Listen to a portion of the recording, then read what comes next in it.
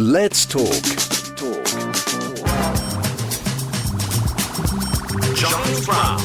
So William Lyons on Jaguar, the legend explained in his own words. This is a book about Jaguar with a difference. And the man who's going to tell me all about it is a frequent contributor to this show. Delighted to say that the motorist motoring writer, Giles Chapman, joins us. Morning to you, Giles. What an intro. I mean, thank you so much. What can I say? Well, you can say good morning, Giles. I mean, it's Giles speaking to Giles this morning, which is very rare indeed. Very kind. Thank you very much. Thanks for having me again. Pleasure. Well, last time we were talking about, what was it, 3 times around the world in a Volvo or something like that? Yes. It was my little book about motoring eccentrics. But the guy I'm talking about in this book is not eccentric at all. Really. Yeah. So it's a slightly different topic. So for those, because of course now Jaguar is part of Jaguar Land Rover, which is owned by who knows? I've lost count. It could be an Indian group, it could be a German, who knows? But we're talking about the late 60s, aren't we? So give me a little bit of colour, a bit of background, if you can, please, Giles. I certainly will. Well, so William Lyons was the founder of Jaguar. And not everybody really understands that as a company, it didn't just hit the ground running with sports cars. He started in a little back street in Blackpool making sidecars that went on the side of motorbikes. And then he graduated to building a body on the Austin 7. And there were various steps that this guy took in the 20s and 30s to become a car manufacturer. He did it from absolute scratch. He didn't inherit money. He wasn't an aristocrat, anything like that. He just built that company from nothing at all. And as you may know at the moment, Jaguar is sort of having a pause of making all its existing models, and it's going to relaunch with a super duper electric car in a year or two. And this has been very controversial amongst Jaguar fanatics, because they sort of think that, why is the company chucking away its entire heritage to do this? Anyway, so that's the sort of current background to it. Right. And I've always been very interested in William Lyons. He's a fascinating man, a very private person, never spoke much in public. And one day I was going through some old papers and I found a copy of a speech that he gave in 1969, as you said earlier, about how he started the company.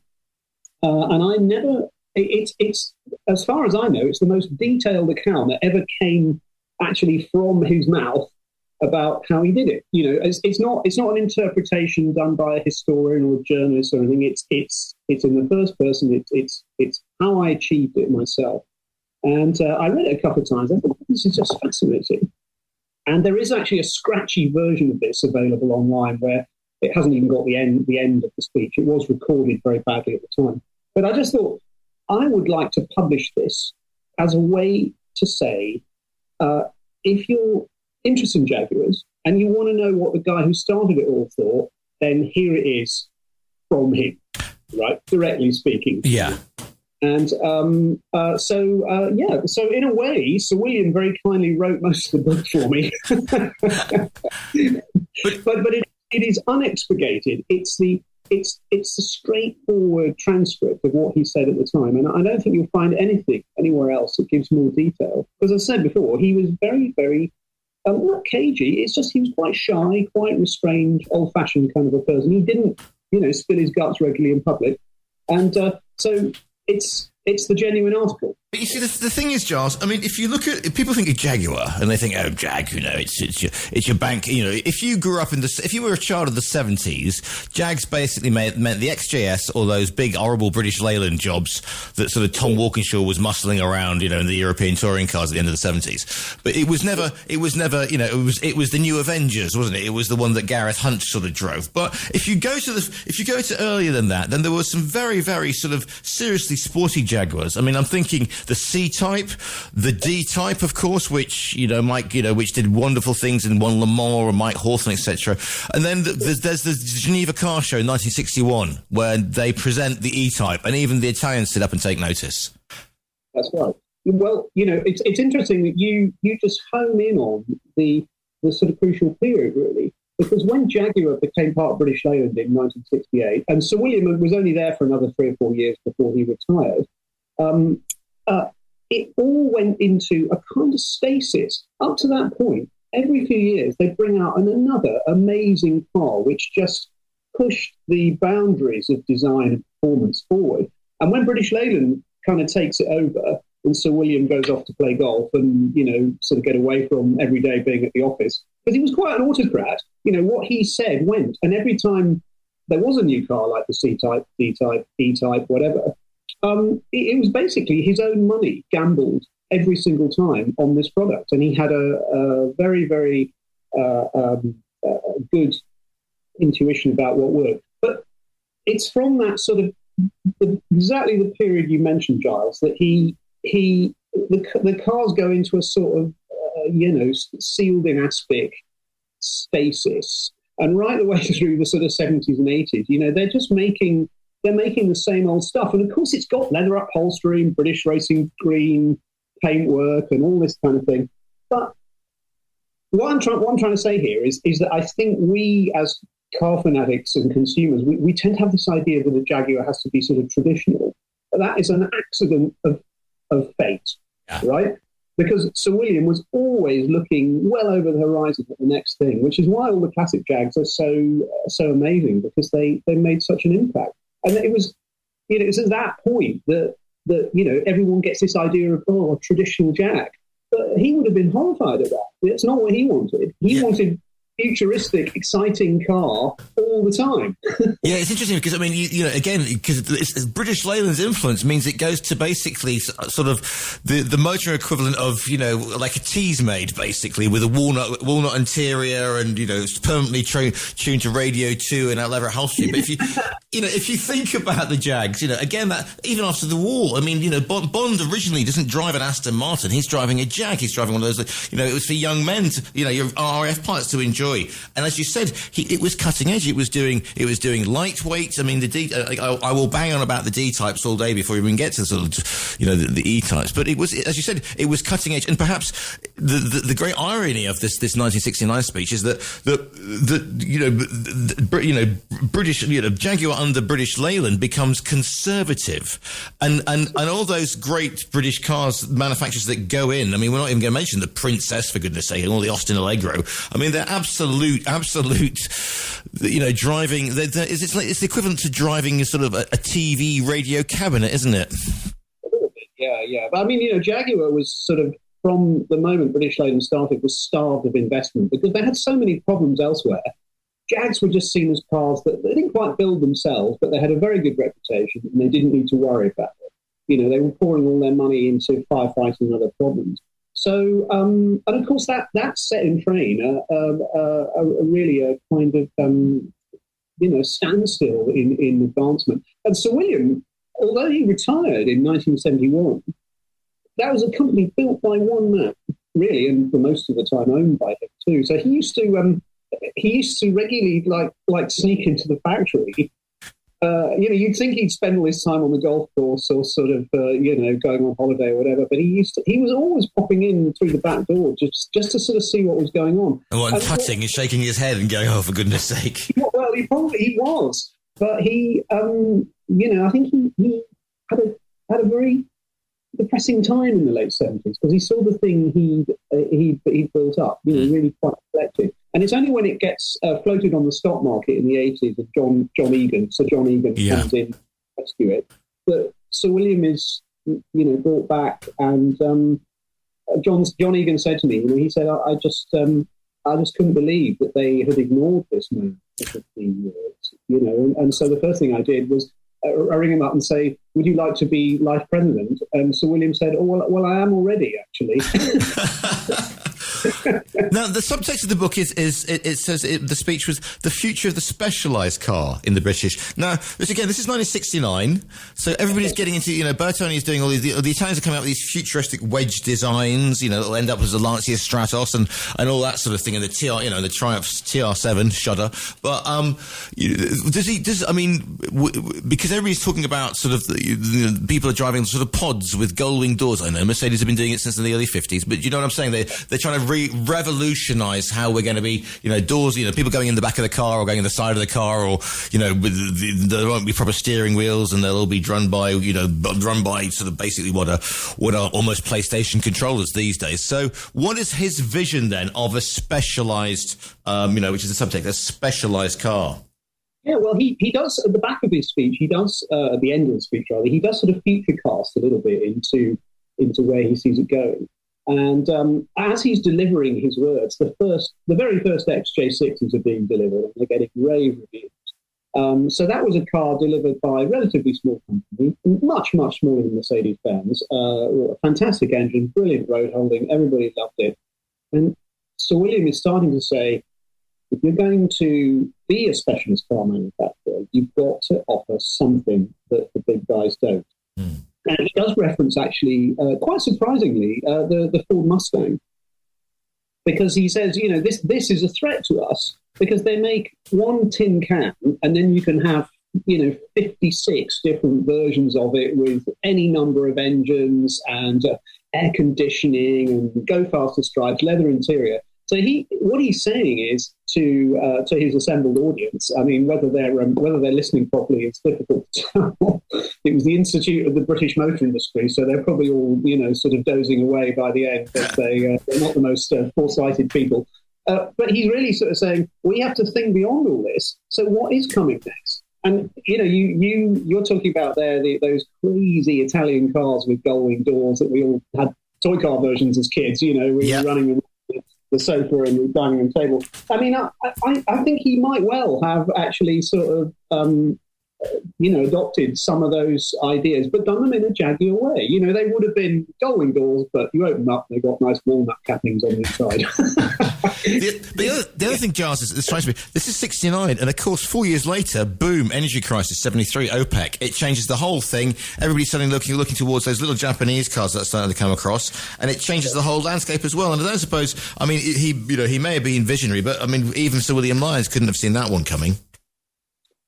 Well, I slightly disagree, actually. I think he probably would have been a lot more clued up than we realise, because when you look at pictures of him around this time, he just looks like a lovely old man, sort of like a favourite uncle, sort of elderly, kind of benign and everything. But he was a very, very sharp cookie indeed. So I think he probably would have been well abreast of the trends, and he would have been thinking, what can we do that is a Jaguar thing that slightly sidesteps what everyone else is doing? Because that's the interesting thing about previous Jags, is they were always different to what everyone else did, and that's very, very brave for a single individual to do when you've got a big factory, loads of employees, lots of capital that you've gambled. That's what makes him so interesting. In one hand, he's very, very quiet and reserved, and the other, he's very, very adventurous. Imagination for a car industry person. I find it very interesting, because I mean, even now, and I mean, I'm based in Spain. You get a certain sort of person who will drive a Mercedes, but let's not even go there in Spain, because there's a legacy because of an awful lot of German technology came over here. Nudge, nudge, wink, wink, say no more. But also, you get that sort of there is a sort of Madrileña type who will drive a Jaguar. They'll even drive Morgans, for goodness sake, because they like that Anglophile thing, and it's really so in a way that Jaguar is still respected. There's still a huge brouhaha when Jaguar decides it's going to do a gender neutral advertising campaign, and the Daily Mail goes into a complete meltdown about that fact, one of the great British. But if you think about the companies that are around in the 60s, so you're thinking your BMCs, you're thinking your Roots Group, and they with the Hillmans and stuff, and they don't come out of it. I mean, there's very few people. I mean, Mini's been reimagined, okay. But Jaguar, it still has, despite what it's been through, people would still recognise a Jaguar. They'd still recognise the badge in a way that they wouldn't with maybe a Peugeot or something like that. Totally agree with you. But I think the previous strategies of the sort of noughties and the 2010s, they're sort of coming up against world events. It's not just the Tesla factor, but, every time somebody in Europe buys a Japanese car, I'm so sorry, a Chinese car. Scrub Japanese, I meant Chinese. Every time they buy a Chinese car, they're hammering not necessarily a nail, but a small tack into the coffin of the European motor industry. So those Chinese cars are all developed with state aid, so they're subsidised really, and it's very, very difficult for a company like Jaguar, which has tried to sort of extend downwards into more of a sort of mass market, BMW 3 Series type area. And I think they've taken the view that the future trends just mean if they continue doing what they've been doing, they'll be going out of business. So they've got to do something different. And I think with the success of the Range Rover, which is now £150,000 and top export from the UK, they're trying to come up with something that's a Jaguar that can sort of follow that trend and really go for the real upper echelon, the real sort of high-tech showcase. This is very, very difficult for people to swallow if they've grown up with a second-hand XJ6. Yeah, but, and I've just had Wimbledon, backhand return here, Giles, and you'll agree with me, Porsche, for example, a Porsche SUV, a Porsche Cayenne, you go, no way, Porsches are 911s, that's it.